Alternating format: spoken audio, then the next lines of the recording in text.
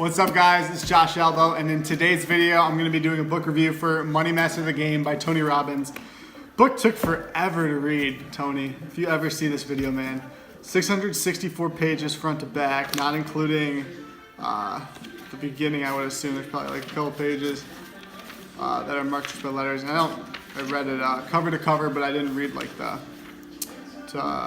actually I did read, there's highlighting there before the book even starts. Amazing book. Took forever to read, like I said, but really good content from a tactical side, not just like a positivity thing. It wasn't all about just like money.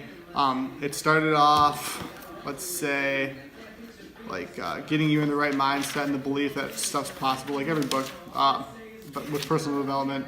Never settle for less than you can be, do, share, or give. Deciding to take control was chapter 1.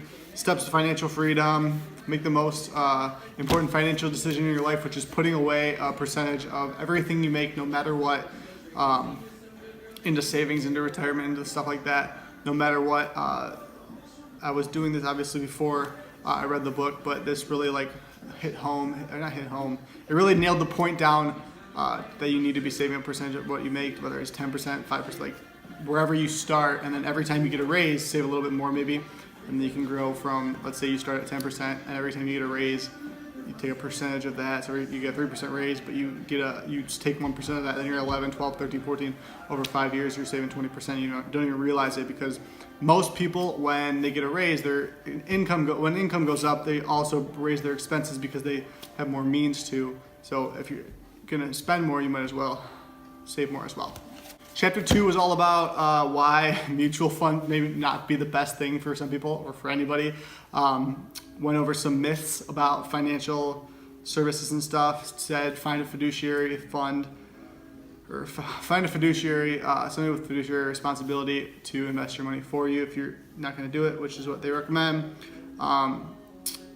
Talked about the difference between paying like 3% in fees versus 1% free fees over a 20-40 year period can come out to thousands, if not like tens of thousands of dollars, which you would be paying more for mutual funds versus index fund, either no fees or 1.5%, just much less, if not half, in the fees, and the fees do add up, especially with compounding growth over time. So it's not a short-term thing. Then he got into some of the strategies that Ray Dalio used, Carl Icahn, a bunch of people, the $1 trillion manager for JP Morgan Chase. I want to say it was Mary Callahan, Charles Schwab, Sir John Templeton, T-Bone Pickens, Kyle Bass, Paul Tudor Jones, Warren Buffett, John Bogle, David Swenson, a bunch of people, how the billionaires invest, the 0.001%, how they invest their money and other people's money. And then he gives you like an actual plan in the book how to create that for yourself. So then one of the things, the best thing I got out of it was, so growing up, I shot a video the other day on my Instagram story talking about, I've been in self-development for a while, so I get thinking bigger and all that stuff. It's continual growth, and you're always like finding new ways when you're growing and stuff you're like, how did I not think of that? I know all this stuff. So the smarter you think you are, the dumber you probably are. The more you realize you don't know, you're continually searching for new things to find, and that's what I love about the self-development stuff. So in the book, he's talking about, I got a buddy of mine who has a Lamborghini, right? Maybe I want to grow up and have a fancy car. Maybe you, let's make it about you. You want to grow up, have a fancy car, have a private jet, have a yacht, have all these things, but you don't know how to get it there. It might not be as expensive as you think. So from a private jet standpoint, private jet's going to cost you like 50 million, 40 million, 50 million brand new to get a private jet. Most people won't even make that in their life, as much as I'd love to, and I think I'm gonna. Most people, like on the average person watching this video isn't gonna make that much money in their life, that amount.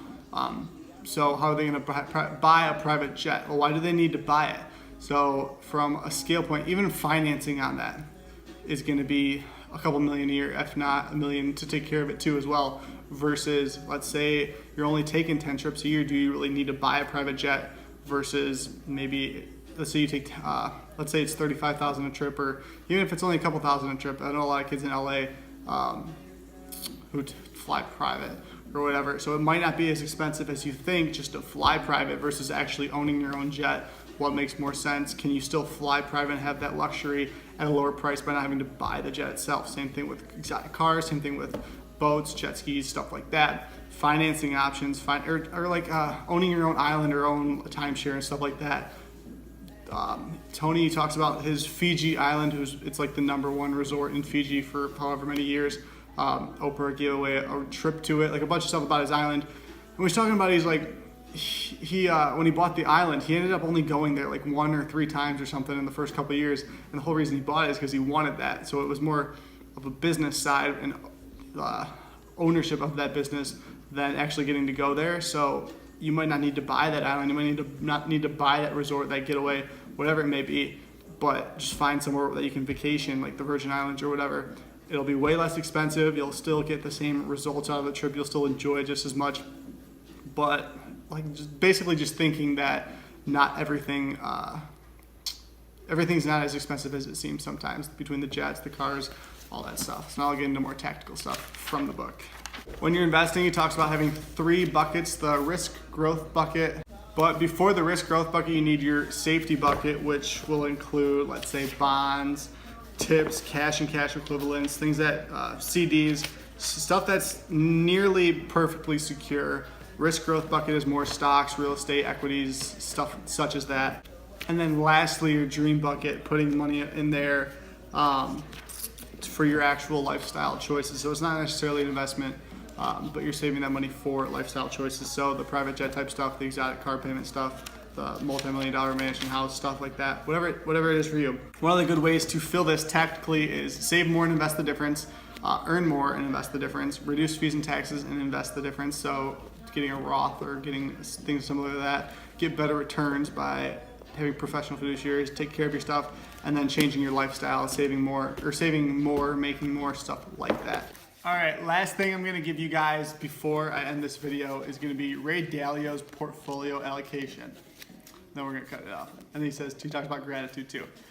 So 7.5% risk diversification in gold, 7.5% in commodities, 30% risk in stocks, 15% of your risk in intermediate bonds, and 40% of your risk in long-term U.S. bonds. And then I want to say, he says it's about balancing the risk, not the dollar amount. So that doesn't mean 7.5% of your total balance should be in gold. 7.5% of your total risk should be in gold, if that makes sense. Something to think about. Hope you guys enjoyed the video. If you want me to read a specific book, I'm working on these right now.